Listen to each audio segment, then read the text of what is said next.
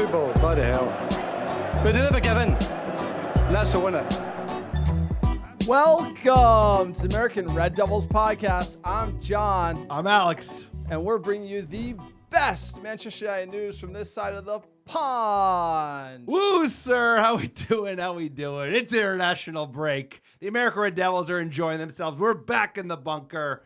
We had a little time off, I hope you rested up, sir. We got some games coming. We got games coming. ARD is going to be real busy from now until we get booted out of the Europa League. So a lot of games to look forward to. I've been enjoying my international break. I was on the East Coast. Little wedding, little family wedding. Little shout. That was a good time. But it's great to be back in the bunker. How you doing, sir? Great to see you. I noticed you're wearing my favorite player's jersey. Portugal, Ronaldo, 900 goals. Shout out Cristiano Ronaldo. Going to be the all-time goal scoring GOAT, basically. And, he's a Manchester United legend, sir. Ego the size of a planet. I know you didn't like the way he left, but he still loves United. Did give United some love on the gram this week. I don't think he likes him and the Dutchman don't get along, but I think him and Manchester United will always get along. He also launched his YouTube channel. We are formally going to invite him to come on ours. I doubt he'll come out to the pod bunker, but you never know, sir. We got the signed jersey. I'll let you handle that interview. I'll let you do that interview. I'm usually the interview guy. I'm going to let you handle that. A lot of bowing, I think. Yeah, There's like a lot of oh my God, yes, how'd you get so sir. great? Yeah, exactly. So you know what? International break, you got to enjoy it. That Liverpool loss is a distant memory. I hope all American Red Devils have just kind of taken some time, got over the crap tactics, the Casemiro dying in midfield and everything that went along with that. So it's a good reset. It's never been better to lose big than right before international break, right? It's never been. If you have momentum, you might lose it. If you lose big, you might bounce back, like Ten Hag famously said. That's got to stick to the plan, and we need to bounce back after that Liverpool defeat. Unfortunately for United, it's Southampton away, an easy, winnable fixture, and that almost adds to the pressure. The pressure's on. I certainly forgot about it. I hope it didn't weigh down on too many people's last 10 days. Have been having a great time. Great to see you back here again. I would agree. I think there are the matches there to turn things around, and I think it's way too early for us to freak out. I know people are freaking out. That's fine. That's your right, but I think Southampton, like you said, they are. I was doing the analysis. We're going to do the preview a little bit later, but they're the worst team in the league. I mean, statistically, if you look at the quality of their squad, they're the worst team in the league. They're the one team that made it up from the actual playoff final instead of finishing 1 and 2 like Leicester and Ipswich did. Their buys are kind of dubious, and so they're there for the taking. They've only scored 1 goal. They've lost 3 games. We got to go after it. So either way, we got to turn things around. We have the games to turn things around. We have some new players coming in. I'm excited to see Ugarte. Hopefully get Hoyland back sooner rather than later. But hey, at the end of the day, it's like we have good enough players to beat these teams. We got to figure out a way to beat these teams, score goals, concede less, and just let's get back to winning games. Even if we have to win 1-0, we don't have to blow the doors off. Let's not get blown out. Let's win some games. How you feeling about that? Sir, away isn't easy in the English Premier League. There isn't an easy away game. But before we get into breaking down our transfer window in detail, we have a quick PSA for the podcast. If you like the American Red Devils, please check us out on YouTube at American Red Devils. Please search it. You got to like, subscribe, and do all those things. It helps the channel. You should check out our Liverpool recap video that has been going wild since we posted. Nothing crazy, just shooting you straight from the American Red Devils podcast. And if you don't like YouTube, check out our Patreon. You want to be a top Muppet. The best way to support us is patreon.com/American Red Devils. Behind the scenes episode every single month and tons of other member benefits. Join the creme de la creme of the American Red Devils community via our Patreon page. Also check out our store, AmericanRedDevils.store. We have our scarves, hats, truckers are in, hoodies, beanies, stickers, everything you need to support the Muppet Take and support the greatest club in English football. Also, if you can't get enough of the pod, we have a blog, AmericanRedDevils.com. Please check it out. Manchester United fans need to relax. You just blogged it this week. By Give Alex. a sneak preview of why we got to relax. I like that piece. Check it out. Check out other fan-written comment on the American Red Devils blog and other ways to support the pod beyond the ways John mentioned, beyond joining Patreon, beyond buying merch, is write a 5-star review on iTunes. It's a great way to help us get found organically by other top Muppets like yourself. And we're still giving away free merch. Even better, all you have to do is write a 5-star review on iTunes or Spotify. Send a screenshot of that review to americadevils@gmail.com with your mailing address, and I'll personally pick, pack, and ship some free ARD merch. Send it right to your door anywhere in the world. I'm not going to shout out a review, but I'm going to shout out Nolan and Diego, super fans of the pod. Met you at the wedding. Appreciate all the American Red Devil support I met on the East Coast for the family wedding, sir. Appreciate everybody supporting the pod. Some strong ARD love Press. at the wedding. Let's go. It was great to see. And Shout out East Coast. I love it. We appreciate all our support. Speaking of support, let's get into that transfer window, sir. Let's talk about that money because we spent some. We actually made a little. But before we do, why don't we talk about where United were before the window shut? Like what was the state of play in terms of where the squad was at from a depth perspective, from people getting up in age perspective, but where were we at from a starting 11 and the depth behind it, sir? To start off, I thought that'd be an interesting exercise to be like, all right, where were we even as of the day of the FA Cup final, which wasn't that far back in time. It was only 3 months ago, but it feels like a lifetime. You have to look at the data. You have to look at the data, sir. And what we're seeing here is the depth chart for Manchester United. Let's quickly go through it. Striker, again, we decided to go in 23-24 with Højlund, the youngster, Martial behind him. So obviously light at striker, going to be a problem. Left wing, Rashford, Garnacho right behind. Right wing, Anthony, Ahmad, Pellistri. And the attacking midfield, we had Bruno, Sancho, Hannibal. I'm going to put Mason Mount there as well, but everyone does depth chart differently. Midfield, we had Eriksen, McTominay, Casemiro, I'm a Robot, and Kobe Manu. Look up Manu buried, and that was before he had his breakout, right? This was literally, I guess, last summer. So Left back, Shaw, Malacia, Reguilon. Center back, Martinez, Lindelof, and then Varane, Maguire, Evans. Right back, Wan-Bissaka, Delo, and then goalkeeper, Onana, Bayern, and Tom Heaton. Tommy Heaton, the best job you could possibly have in the world, being the third backup keeper for Manchester United, who just hangs out in the locker room. Would love that job. better than Evans. Evans gets thrown in the deep end and expected to play well, and has on many occasions since she came back for a second tour. But yeah, I mean the depth chart, like you said, you called out some areas of concern. We were concerned going into last season, especially with Martial as being the backup. Højlund, new kid, thrown into it, expected to score major goals in a new league when he actually had a pretty short senior career in the first place. We were buying him a potential, and that's fine. But to expect him to be your sole goal scorer, we did call this out at the beginning of last season. That was going to be an issue. That proved to be an issue. And he was injured when we bought him, and we needed him.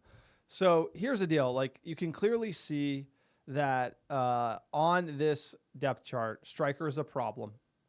And I'm going to say right back, given the injuries that we've had, we didn't have a lot of cover. Midfield is just mashed potatoes.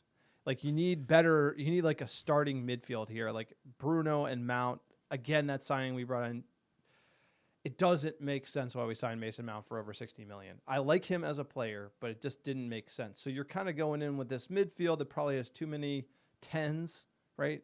Even if you consider Sancho a 10. So there was a lot of shuffling, plus the contracts were expiring, and we had a lot of work to do coming into this window.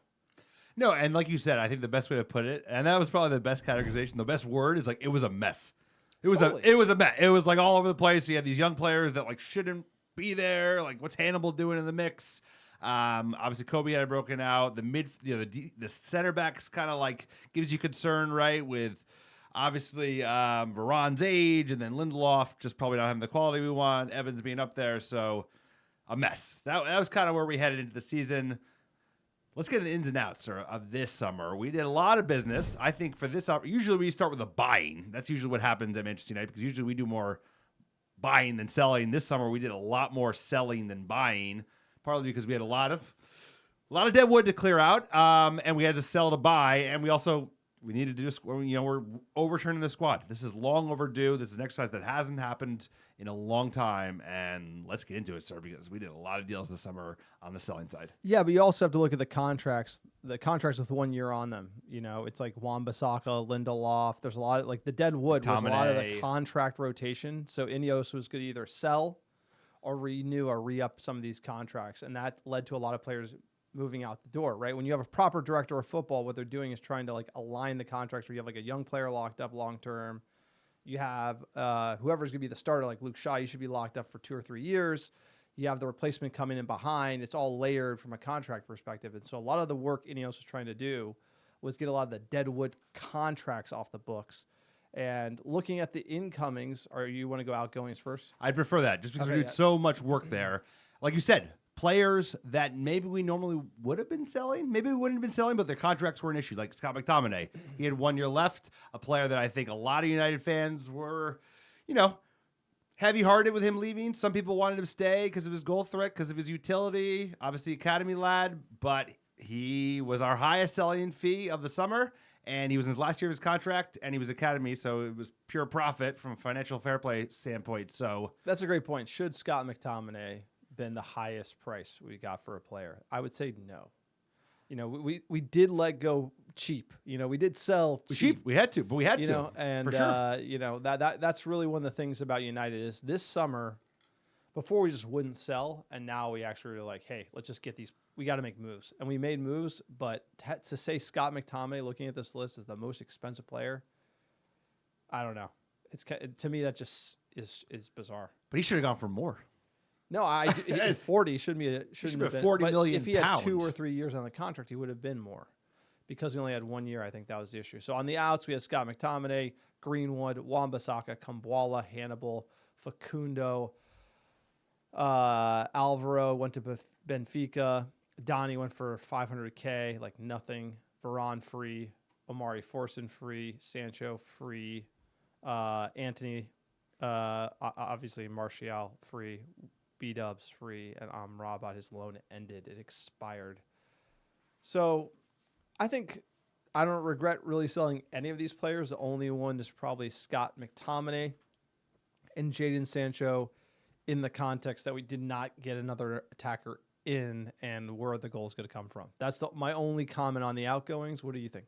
Yeah, I think by and large, I wish we got more money. I think a lot of it's like, hey, big wages on some of these players, Jadon Sancho, even a Donny van de Beek, so you don't have as much potential to ask for a higher upfront fee. Late in contract, like you said, definitely an issue. Scott McTominay, too, Aaron Wan-Bissaka as well last year there. But I think we got big wages off, whether by free or giving him a path to leave, right? Martial wasn't re-upped, Varane wasn't re-upped, and Sancho, we do have a path to getting him off the books fully. Deadwood, gone, right? Like B-Dubs, Donny, Facundo, Hannibal, like players who aren't quite ready to be first-team starters. We gave them, right, a punt, right, because you sold them, but we actually have all their rights, either in buyback, sell-on clauses, or all this stuff, so you control their destiny.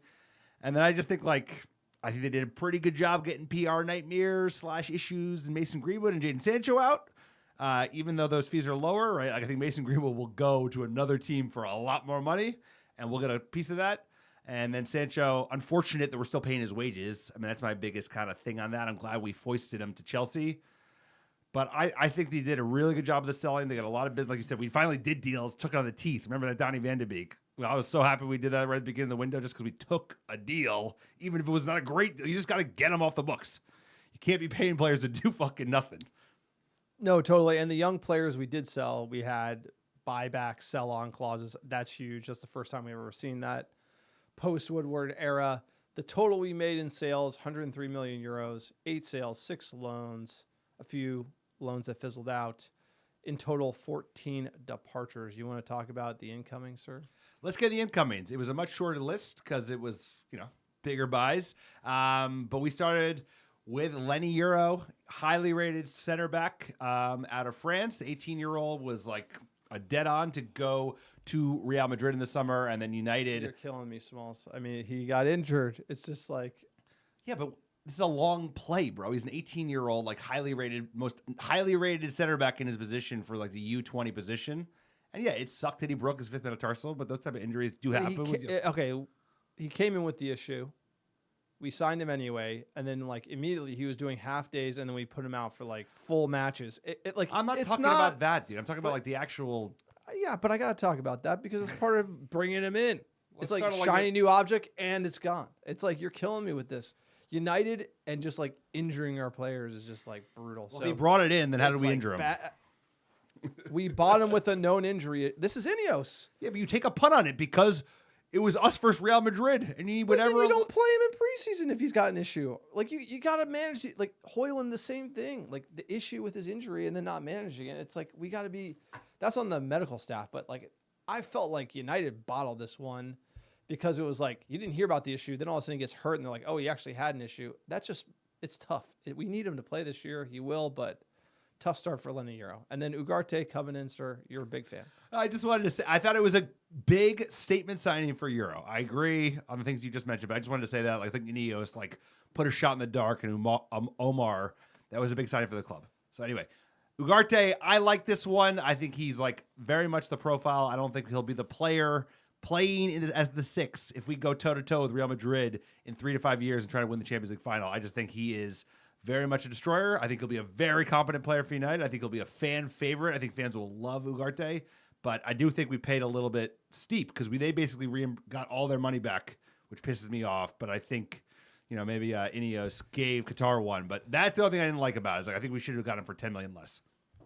Okay, we got to get back to the Zlatan or Obertan for Ugarte. It's for later. That's for later. What do you think, Zlatan or Obertan?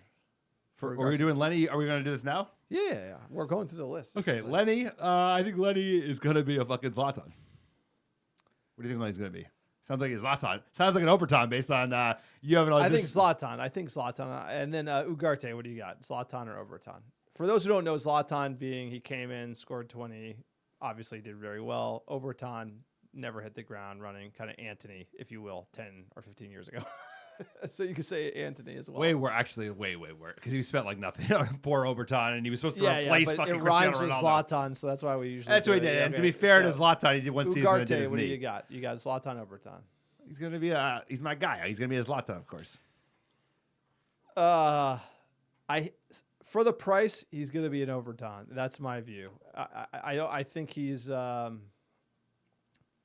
the EPL is a different league. I would have rather seen Paulinho. I think he could. He's young. He's 23. He's got dog in him, but it's just you need that finesse in the. You have to have the brains to play in the middle of the park.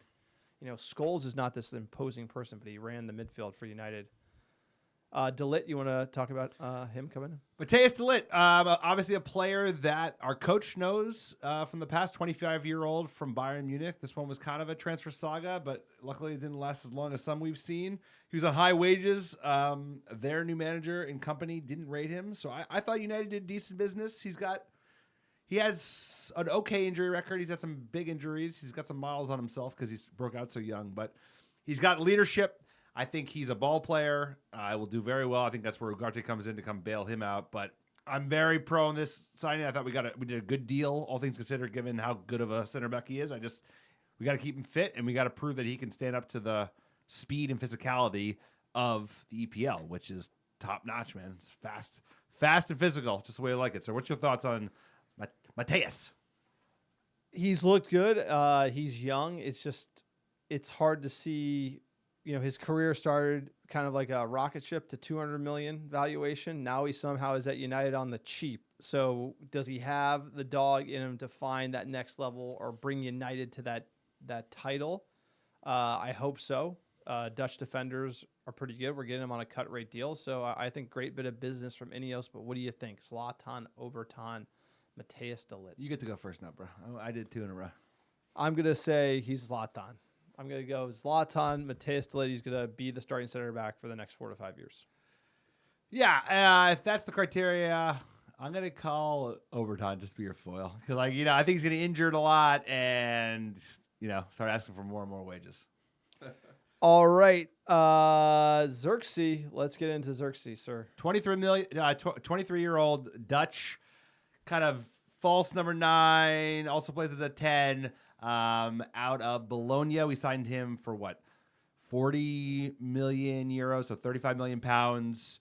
Not a huge amount of goals, but he's more of like a creative player. I think he's a good player. I think he's a player we need. I just didn't think we needed him over like another killer number 9. And I am a big believer in Højlund. I'm a big fan of his. But I thought we needed another, probably more experienced, maybe less glamorous player to come in and just bang in goals. Bang in goals like a Solanke can. You know, the Ivan Toney deal is flushed out now, and we see how much money he's getting paid to live in the fucking desert. And it's a lot, more than we'd pay. But Solanke, we could have afforded. So that's my only concern is, like, I like the profile player. I just think the need is more for just goals. We need fucking goals, and shaking your head. Go ahead. We're going to learn the lesson. It's a very simple lesson. Look at every team, every Manchester United team that's won the title, and I'll show you an elite number 9, someone who can score more than 20 goals in the league, and that's what we need. And Xerxes, who I like and I think is a good player, would be like a great number 3. He'd be a great number 3, like needs something else. 80th minute, you know, plan A's not working, get Xerxes in there. He's big. He can come deep. Wingers can get forward. I just love the dynamic he will add to United. It's just, if Højlund's injured and he's our only number 9, that is not the number 9 you want. And that is not the number 9, the profile of a 9 that United should be signing before we actually have that elite striker. You got to be thinking Osimhen, Toney, Solanke, Sesko. These are the players that we need at number 9, and they were available just like with Ugarte. Onana was available for 50 million. You paid close to it for Ugarte.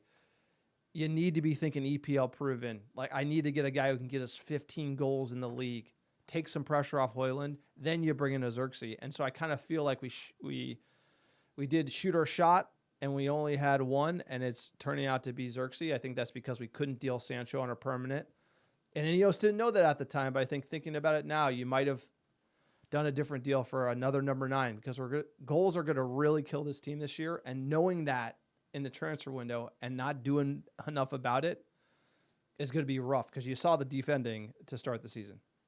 And the thing is, like, I think he's going to be a good player. And I think a good player for a good value. I think they got a good value, 35 million pounds for like a 25. player.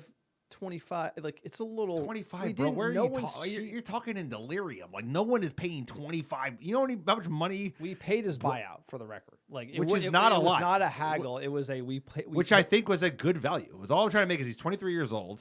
He played at Bayern Munich. 42 million euros. 35 million pounds is all I'm saying. Is I think that is a good value. Personally, I know you think like everyone's stuck in 2008 pricing, where you can get Wayne Rooney. So, do you think Højlund was overvalued then? I think we overpaid for Højlund. Okay, yeah. I don't think we overpaid for Joshua Xerxes. I think we got a solid market deal. Assuming everything's overpriced, and like Sesko would have been 50 million euros. Sesko didn't leave this summer, sir. No, I know he did. We asked for him apparently. So we did Sesko inquire. would have been in the price range that we paid for Xerxes. You don't know that. Allegedly the buyout is close to it, right? So my whole point is that you're right. He's cheaper than the marquee options, but the Solanke was 65 million pounds, right? So 70 million euros, but he's a hell of a player. Yeah, and so I would have saved my chips up for somebody like that who had the proven EPL capability. He has the pace, Xerxes. He has had chances. He has had XG. So we'll see. This is the most controversial one. Yeah, and I do think it's unfair for me to beat up Xerxes, because there should have been another signing, right? Like, that's what I'm getting at. It's like we're missing out on that, someone who has pace in behind, somebody who's just like that pure striker. Well, who would you pair Højlund with? You'd pair him with a vet that he can learn from, almost like an older Ruud van Nistelrooy, or I can't think of somebody off the top of my head, but you'd like to pair him with. Like when we brought Cavani in, when we brought Zlatan in, even for a year, you almost needed a loan. That. You needed a player loan, high wages that you kind of just. Whereas Osimhen would have been fucking perfect, but he's your starter. But he didn't go for a lot of money compared to. I don't even know what happened there. He went to 60 million, and they're only paying him 10 million. They're only paying 10 million of his wages out of Galatasaray. But with Xerxes looks expensive compared to that. That's what I like. These deals kind of you don't know until the window ends, so it's hard to judge it. This was done at the beginning of the window, but another it's good point. Another good point. So. Zlatan or Overton? Overton, bro. It's no way. He scores 20 in the league, sir. He doesn't have to score 20 in the I'll league let to you be know. a Zlatan, sir. We need 20. If you We don't do, think, but if you don't think we're dying for 20 goals in the league this year, we are dying for 20 That's goals. not in the league argument I'm for making. some He could reason. still be a success and him not score 20 goals, and then that's just him being set up for failure. So by that metric, he will not score. He'll probably never score 20. Okay, to pay, you said 40 million euros, 35 million pounds for a striker to come to Manchester United. What success is determined by how many goals in the league? 8? Like how many goals if you're going to be number 9? But he's not a number 9. He's our only option now. Yeah, but Like, we signed him to be a striker. He's got to be a Success is what? Zlatan. He's not going to score 20 EPL goals, but he's not a number. He's going to be like a false nine. He's going to play all over the pitch. He's going to play. Okay, his job is to score goals. If you want to debate like the 9 role, the details of the 9 role, is his job to score goals or not? Sure. So then how many goals would be success for Xerxes? First season, if he scored 10 EPL goals, that'd be great. And if he scores 10 EPL goals, we are going to be like low in the table. We're going to be low in the Very table low in the regardless, table, bro. You know, So and I don't know that's what to tell you. My concern is the goals, and he's brought him to score goals. We need him to score 15. If a Nobody- success is 15 goals. Sorry, that's such a high. You know how few players score 15 EPL Hoyland goals? needs to score, we need Hoyland to score 15. We need Xerxes to score Yeah. 15. We need these guys to score Hoyland goals. makes more sense because Hoyland's in his second season. Hoyland is a default number 9. And We really need 20 out of him. Like the starting number 9 at Manchester United should not score less than 20 EPL goals. Yes, sure. In a metaphysical theory, If you were building yes, a team- in an idea, in like the idea state of a dream. Yes, you where need we're a winning. 20. So like Rashford going from 20 to like 4. 0. Like, The team went from top 4 to not top 4. And like, so is Rashford going to score the 20? Okay, he's not. So then is Hoyland going to score the 20? Okay, he's not. Okay, we're signing Xerxes. He's going to score the 20. Okay, no, No, we he's don't not. need. We need somebody, and that's my only point with the striker is like we're dying for goals. Let's get into right back. Nasir Mazraoui, Nasir Mazraoui. Let's talk about him, sir. Bayern Munich. 26 years old, the Moroccan, also knows the Dutchman. They played together. Much more adventures going forward. He's already looked pretty solid. I think we got him for a decent deal. You tell me, sir. 18 million pounds, I believe, was the fee, give or take. And so far, so good. His injury concern. This is the biggest thing with this player. He's very competent. I think, like, you look at his F brief, it's very green. It's just that his injury record is very poor. The lid has some hair. Football reference. Whatever, bro. They're not here for, like... Foot, They're not here. football ref. F, bro. Get hip, dude. Come on, man. Whatever. But Mazraoui, solid player. If he can stay fit, he's a good player. But the thing is, he's not going to stay fit. So that's why he's an Overton for me, because I actually like. He is, dude. He's a Zlatan. You're out of your mind. He's going to be injured every other game. No, okay. He came into the squad. Like, there's few players who come in the squad, and you're like, damn, this is what a player at this position should look like, and we haven't seen it in so long. It's like what he came in and the challenges, like tackles, going forward, passing, like the pace he has. This is what we've been missing at right back. This is what I've been saying. Hey, Delo ain't it. AWB ain't it. They're not bad guys. They can have a bit part to play on the day. But Mazraoui, he's got the full kit. He's got it all. He has the pace. He can defend and he can attack. He's a great player. Like you said, the only thing that can get him would be his health, but he's got it all. I'm pumped. Great value. The best value buy we have this summer by far. Him coming to the team, like Xerxes comes in the team, you're like, had that finish against Fulham, right? Won the game, but I'm not really feeling he didn't have that zip. Like, whoa, he's changing the game for United. Ligt, I didn't have that. Ugarte could have that, but I feel like Mazraoui, like instant spark in the squad, starting every time, owns the right back position. Great signing. Yeah, I think it's a great signing if he stays fit, but we have plenty of really great players who can't stay fit, i.e. Luke Shaw. So that's my concern, and I agree with you. Another shout out. He's not on the list because he didn't include Seko Kone at £1.5 million. I think he is definitely a player for the future. Cheap. That's the kind of price that you should get excited about. I'm excited about. And then, of course, Cheeto as the other one. So there it is, sir. That's your transfer window. Talk about net spend for United. Total buys in was what? 211 million, sir. Hold on. I'm using their numbers because their numbers are off. Yeah, like everyone's got to understand that we switch from euros to pounds, dollars, the whole thing. So we're doing our best to keep it on the same currency and trying to convert them in our head. We were using a different site that has like the euro prices pre-add-ons. This looks like it has post-add-ons for some of them, but not for others. So the spent and sold, whatever. Either way, it says that we spent 205 million pounds and bought in and sold 95 million worth. So they have us finishing at 111 million pound net spend. Mine was slightly less. It was like 105 euros or 111 euros. But either way, third highest. But we did a good amount of selling. We did the second most amount of buying. But I think United still has holes in the squad. But we're going to talk about the squad depth in a second, the new one. But I think we did some good work and some good deals and some good selling and bit the bullet on players. And we got shit done. And that's what I wanted to see. We got things done. Does it feel like the one thing I have to say, and I'm not just trying to like be critical for being critical's sake.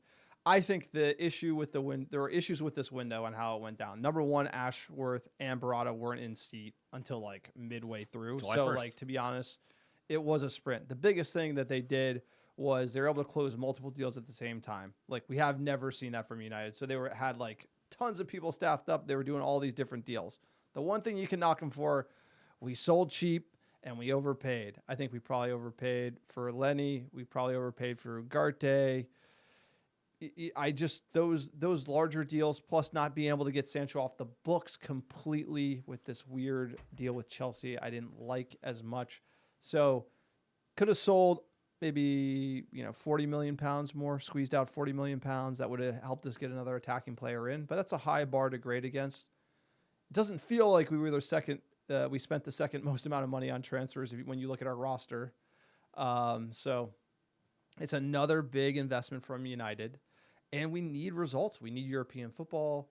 We need Champions League because that is going to help us with the PSR and getting out of debt. So if you're spending this type of money and we're not getting the return, that becomes an issue for Ineos long term. Yeah, I mean, they always got to be thinking long term. I think given the considerations that you laid out, the fact that the front office didn't start as a full team on the start of the window, they came in kind of like half late. They should deserve even more praise because they had so much work to do. They had so many players to sell. They had so many loose ends to tie up. I would agree. We could have overpaid 20-30% in certain areas. United used to overpay 100 to 200% for certain players. Totally. We overpaid by like 300% for Anthony. No, if they got more money in on the selling side, they could have done more to transform the squad this year to address some of the goal issue. And I felt like a lot of the deals just got left late. Because we were waiting to sell. Yeah, exactly. It was we were excelled to buy, and there wasn't a lot of market, and they did their best. But like realistically, we're gonna have to watch another year of United knowing that we had positions that we probably should have filled. But that was always going to happen. I mean, personally, I think it would always be challenging to fill all the positions given how many holes, how many players need to be sold. We had financial fair play issues. We had to sell to buy. I mean, I'm not making excuses. I'm just saying, like, they had a lot of work to do. Yeah, but there's a balance in it, right? Like, so for me, you get Ligt and Yoro, right? You have Martinez, Maguire, Evans, and Lindelof. Why don't you get another left back, right? It says, like, we needed left back cover, so you could also loan someone for free, just pay their wages. We didn't do that with a striker. We didn't do that with a left back. I thought they'd be like a little more. Depth chart. Let's show that. That's a good point. I thought they'd be like a little more nimble. Like, you don't have to just drop the cash. You could have like done a few like cheeky loans, if you wanted to, right? So trying to make this bigger, but it's not really working here. Sorry, I'm throwing you on the spot. I mean, looking at the depth chart, you've got Shaw, Malacia, Amas, Mazraoui at left back. So if you don't have Shaw and Malacia, I totally get your point because otherwise you're just dealing with Delo. But Malacia hasn't played yet. No, he was named to the Europa League squad. Left back is a big problem, and Luke Shaw is out. So you're playing Delo there already. You're behind the eight ball. You're starting the season, and you could have loaned like a Reguilón. I think that was even on the table again. I just would have preferred, like, were you Manchester United? We can carry the wages. We can carry the bodies. Like, why not do it? We have cups. Get somebody in. It's just like number 9. Like, loan another number 9 in. I think they ran out of time, bro. I honestly think, like, if you look at the window, they ran out of time. By the time they got rid of Sancho, it was like they had nothing left. It feels like whack-a-mole. It's like, oh, the midfield sucks. Ugarte. Oh, no, we can't score goals. Brr, the window's over, so we're just going to have to watch it till January. Then we're going to have, like, linked again. Where do they do good? They did good in center back. I mean, center back is in a good position. All right, like they have Ligt, Martinez, they Yoro. Kept firing barrels at center back, like they signed like the best up and comer and a legit 25-year-old player who is like arguably in the pantheons of elite football in terms of his position for a decent deal, and he came down on his wages. I'm just trying to be positive. I do think center back looks in a much better position today than it did a year ago. Yes, it absolutely, that is true. I just feel like we have a lot of them, and you would like to see the depth kind of go where like Magoo isn't number 5, like Lindelof. You would get rid of Lindelof. You'd have he should have been gone. Kids. You need 4 serious center backs, and you need 2 young kids behind, and like this just looks kind of like a mess because of the Lindelof Magoo contracts. But you're right. We're really worried about defense because the injuries last year. It's top of mind. We went defensive, but you're looking at the top of the pitch with Højlund and Xerxes, and that to me is like the biggest concern because Rashford doesn't want to play there. I think you could play Garnacho there, honestly. Like that is something, but the manager seems like he doesn't want to be really flexible with that because I would see you could put Garnacho at 9. I'd be totally fine with that, right? Put Amon on the right, Garnacho through the middle, Rashford on the left. Why not do that? I just don't think those iterations are coming from Ten Hag fast. We could eventually get there, but I'd like a shout there maybe, but we need goals, and I'm looking who's going to score the goals. That's all I'm thinking about right now watching this team. And maybe this is a bad retrospective for the transfer window, but that keeps me up at night. Yeah, I share that concern. I share that concern. I think last year it was like our openness. Goals didn't help. I think this year goals are going to be a big, big problem. This team, I think we'll get better at defense. I think the midfield will help with Ugarte, but like you said, Højlund's a youngster, injury issues, Xerxes new, and he's not a de facto number 9, so that's going to be a challenge. But creativity would be great because you know what, Ahmad, I'm not so sure if he could play up front, but Garnacho, I'm almost certain he could play up front and actually would do quite well based on our setup up front. So either way, that being said, sir, we kind of mentioned it before. How would you grade the window? A to F, American grading system. Let's not get European. I don't even know how they do it. 1s or 2s or something. What are you giving the old Ineos and crew for their first transfer window at Manchester United? I'm giving them a B-. I think they made some calls at the beginning of the window that they basically thought they were going to sell players, Casemiro, Sancho, that didn't come through, and I think that hampered the business. And so, like, when you look at the Xerxes signing, which I agree with you, I think it's a good signing. There could be value there. But if you said you could only sign one striker, would you sign Xerxes? The answer is no. And I think that is probably how it went at the end of the day. Ineos couldn't sell, and that limited the options that they had. But a loan, there's no excuse for these, like, kind of like at least one loan of some guy you're going to carry his wages that nobody wants. Like the Sterling, I thought was interesting. I don't like him, but like I came around to Sterling actually something too. We're going to need goals. We're going to need options. Like, and I just feel like United's about attacking football. It's about having that juice. It's about that excitement. And when you look at those attacking players, are you excited? You always just want some red meat as a Muppet from the transfer window on the attacking side, some flair.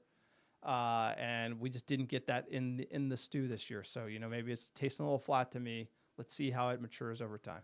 And remember, the ingredients you already have, the ingredients you already have on the table, I think are about to start popping off in terms of Garnacho and Ahmad. I think they're both going to have strong, strong seasons for Manchester United. I'm giving them an A-. I think all things considered, I think they did a really solid job in their first go at it, given how much work had to be done, how they came in and people were expecting to fleece United once again. They had high wages to foist. They had a lot of holes to fill. I think at the end of the day, certainly can nitpick, and I don't disagree with that at all. Actually, I think if they were to look back in retrospective and like who we got rid of and who we brought in, would Xerxes be the striker we'd sign? It would almost certainly probably be a no. No, but he's a good 1-2 punch, and I feel like we need that other punch, right? I really think he's gives you such a different look, and he's a great player. It's just that making Højlund the only other guy who's that direct 9 is putting too much pressure on those two guys. That's all. So from that, he's actually like an incredible compliment to Rasmus Højlund. Like he's a perfect kind of like yes, exactly yin yang for our existing number 9. I think you just needed another Højlund who's not 21 with some injury challenges and not enough goals under his belt. But A-. I think they ran out of time. I think if we gave them another week, I think they would have gotten a striker in and maybe even a fullback because, like you said, we have plenty of wage room now. Maybe they really are they're really trying to bring in that burn, baby, that cash burn. So that's what I give them. That's the window, folks. All things considered, We don't have to talk about it until January, but there you go, sir. Different Manchester United team. No, absolutely. A different United, one that we hope can, like I said, mature, and it's going to take time. Like, this is a big window on the outs, a big window on the ins, and I think we have to be patient because when you shift things, chemistry has to develop over time. Euros, players coming back late. It's not a surprise we're not clicking in attack yet. First time we're really playing Mount and Bruno. First time Xerxes playing with Bruno. Like, all of these things. So I think we have to be patient on the attack and on the defense too, because that's a whole nother set of chemistry that you got to work out. And so United's kind of in this awkward tweener phase. So let's not get too heated. Let's enjoy the rest of international break. It's the window breakdown, sir. That is it for the pod. Like the American Red Devils, please support us. Support the Muppet Take. And if you need your test graded, obviously you're going to go to Alex instead of me to get that A-. Check out our store, AmericanDevils.store, our YouTube, obviously. Let us know your transfer window grades below. Let us know if you think we got it wrong in any of the players. Let us know if there's a player who is a Zlatan or Obertan, or you disagree with anything we said on this podcast, which I'm sure there's a lot. Also, check out our website, AmericanDevils.com. Patreon.com/AmericanDevils. Sir, give us our top 10 cities last 7 days. Number 1, how you doing? Chicago, Illinois, Dublin, Ireland, New York, Los Angeles, California, Houston, Texas, Charlotte, North Carolina, Philly, PA, Oslo, Norway, Melbourne, Australia, and Atlanta, Georgia. Last but not least, thank you so much. All the American Devils listening week in, week out. Couldn't do without you. Big game ahead. Big transfer window in the books. Love this United, sir. So much fun to look forward to this season. Can't wait to see some of the new players fly in. Ugarte, first yellow card, first red. He's going to get a couple red cards this season. I have no doubt. I'm looking forward to all of it. And, sir, who are we?